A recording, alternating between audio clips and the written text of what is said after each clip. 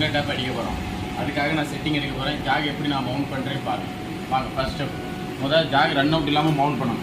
இப்போ இதனுடைய ஜாக் இருக்குது பார்த்தீங்களா, ரன் அவுட் இருக்கும். இதை எப்படி ரன் அவுட் இல்லாமல் மவுண்ட் பண்ணணும்னா எம்பிஜே யூஸ் பண்ணி டூலை கிட்ட கொண்டாங்க. பாருங்க,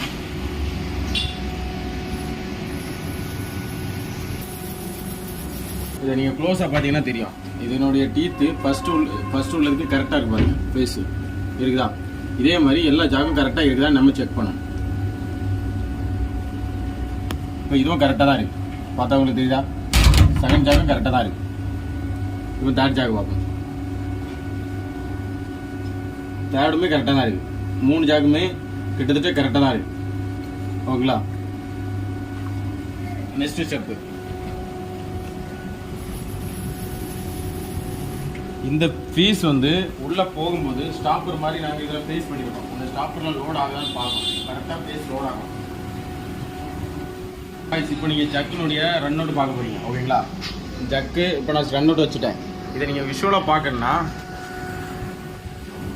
இப்படி பாருங்கள். இதில் நீங்கள் விஷுவலாக உங்களுக்கு தெரியுமா ஸ்பிண்டர் சுற்றுறது பார்த்தீங்களா? அதனுடைய சென்டரில் ரவுண்டாக கரெக்டாக வருதா ஈவனா?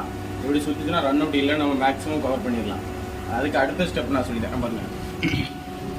இப்போ இது ஓகே, ஜக்கினுடைய செட்டிங் முடிஞ்சாயிடுச்சு. ஓகேங்களா? இப்படி தான் செட் பண்ணணும். 3 ஆக்ஸும் கரெக்டாக சென்டரில் வைக்கணும். செட் பண்ணி இப்போ அடுத்த நம்ம ப்ரெஷர் வரும். இதில் ப்ரெஷர் பார்த்தீங்கன்னா இது ஜக் ப்ரெஷர், இது tailstock pressure. Tailstock pressure நமக்கு அந்த சைடில் இருக்கிற கோன் மரம் இருக்கும் அது, பட் அது இப்போ நமக்கு தேவையில்லை. ஜக் ப்ரெஷரு 10 mm இருக்குது. 10 பார்க்காக வச்சிங்கன்னா ஜாப்னுடைய சொல்யூஷன் இப்படி தான் வரும். என்ன பாருங்கள், இது டேமேஜ் ஆகிருப்பாருங்க, எப்படி பெண்ட் ஆகிருப்பாரு. இது நீங்கள் கரெக்டாக ஈவனாக வச்சா தெரியும் எப்படி பெண்ட் ஆகிருப்பாருங்க. இது அதிக ப்ரெஷர் வச்சா, அதனால் நீங்கள் ஃபஸ்ட்டு ஜாப்புக்கு எப்போவுமே அதிக ப்ரெஷர் வைக்கிறதா, மேக்ஸிமம் 5 பார். இப்போ நான் அட்ஜஸ்ட் பண்ணுற பாருங்க.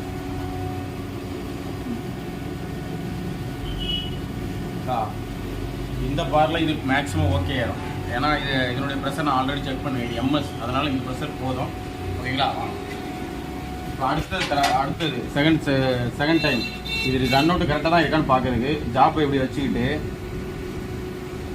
இதில் பார்த்தீங்கன்னா தெரியும். இப்போ கேப் அவ்வளோ இருக்காது, கரெக்டாக செட் பண்ணியிருப்பேன். இப்போ ப்ரெஷர் பண்ணுவோம். ஓகேங்களா? லோட் ஆகிட்டா ஈவனாக லோட் ஆகிருக்கு பாருங்க. இதுதான் செட்டிங், இவ்வளோ தான்.